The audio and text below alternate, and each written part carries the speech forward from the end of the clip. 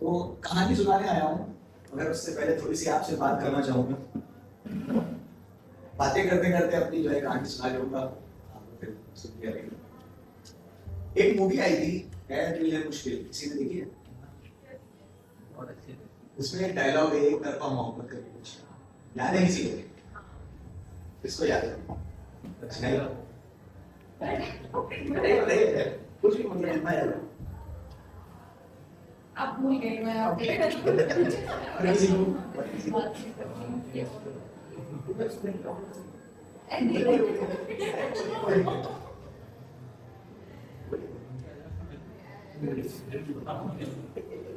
ऐसा था कुछ कि एक तरफा मोहब्बत की ताकत ये दो लोगों की तरह मतलब नहीं बन गई।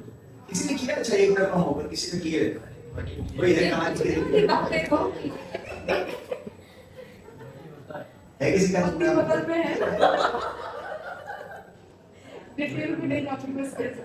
कोई ऐसी कोई कहानी जो हमारे बीच रख सकता हो एक तरफा मोहब्बत की है किसी की?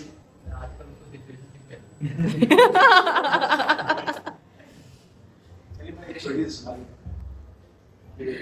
7th क्लास में था मैं, और एक लड़की थी जो रिक्शे से अपने घर गए, और हमारी एक तरफा मोहब्बत के अपने पास साइकिल की रेंजर साइकिल, तो वो जब रिक्शे से निकले और दबा के एक बार निकल गए। देखा कि नहीं देखा यार नहीं समझ में आया, क्या करें, चलो फिर से घुमा के लाते हैं, आपकी देखते ही नहीं, फिर से घुमा के लाए, निकले ऐसी तेजी से बिल्कुल जौहर बन के धूम मचा रहे, फिर भी देखा। मगर लड़कियां देख लेती हैं, बाद में बताती है अपने दोस्तों से, यार पीछा कर रहा था। तो ऐसी ही रहती है कि लव स्टोरी। अच्छा, यहाँ किसी को अमृता प्रीतम के बारे में पता है? तो वही वन साइडेड लव पे जो अपने सबसे बढ़िया वन साइडेड लवर रहे हैं एम्ब्रोस, उनकी कहानी है।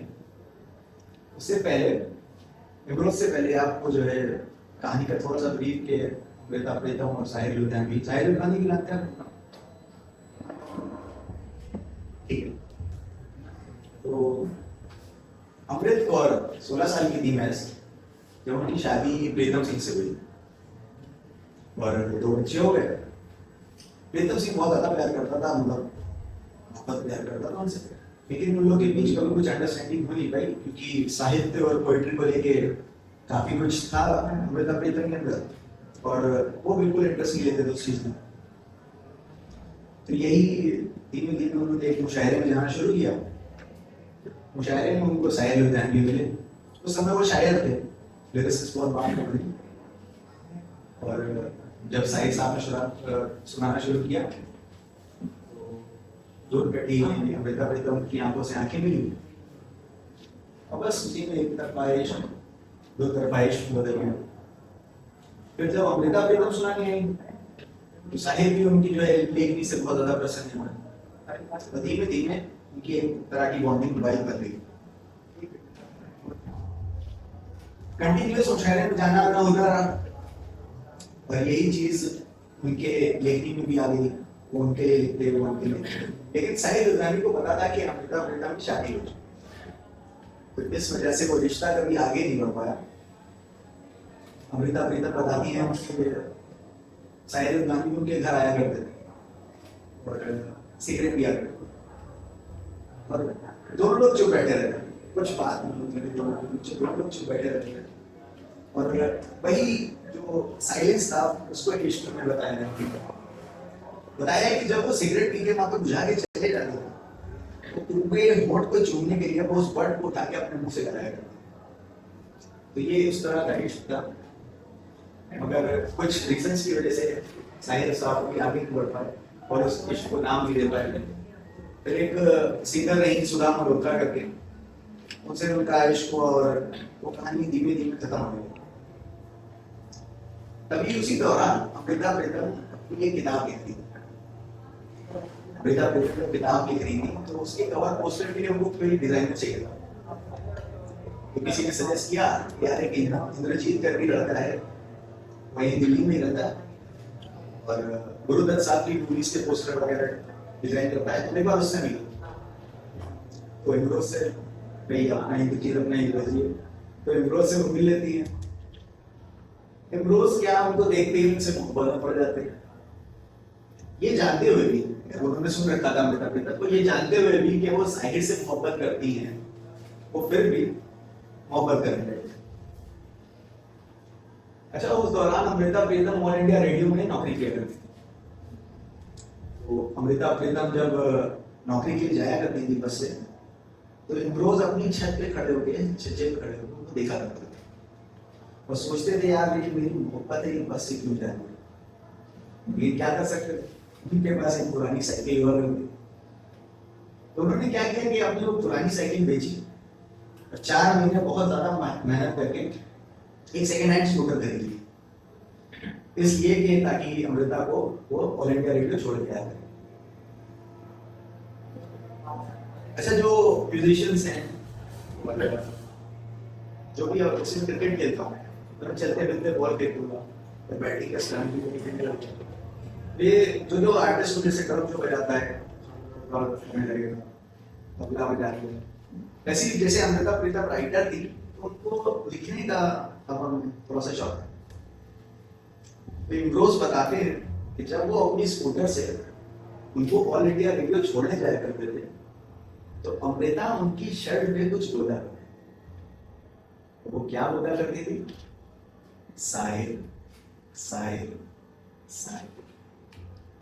इमरोज को इस बात से भी बिल्कुल दुख नहीं था कि वो साहिर का नाम लेती, वो मान चुके थे कि जो है मेरी एक तरफा मोहब्बत ही मेरी मुकम्मल मोहब्बत है। एक दिन फैसला करते हैं कि चलो साथ में रहते हैं। 1940-47 के बाद का पहला कपल होगा जो लिव इन रिलेशनशिप में रहा। अच्छा, जब साहिर और अमृता अलग हुए, तो अलग होने के बाद वो लोग लिखने में भी थोड़ा बहुत अपना दर्द जाहिर करने लगे। तो अमृता लिखती हैं, इंसान अपने अकेलेपन से निजात पाने के लिए मोहब्बत करता है। इंसान अपने अकेलेपन से निजात पाने के लिए मोहब्बत करता है, और मोहब्बत इस बात की तस्दीक करती है कि उसका अकेलापन अब ताउम्र कायम रहेगा।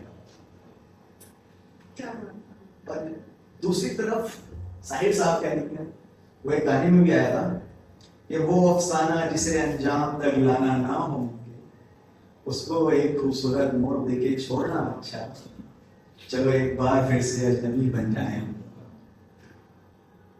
तो ऐसे ही उनकी कहानी खत्म हो गई थी और इमरोज के साथ उन्होंने रहना शुरू कर दिया। अमृता रात में शायरी लिखा करती थी और इमरोज दिन में काम करते थे। तो रात में जब कभी भी इमरोज की आंख खुल जाती थी, तो वो एक कप चाय बना के अमृता के बगल में रख देते थे।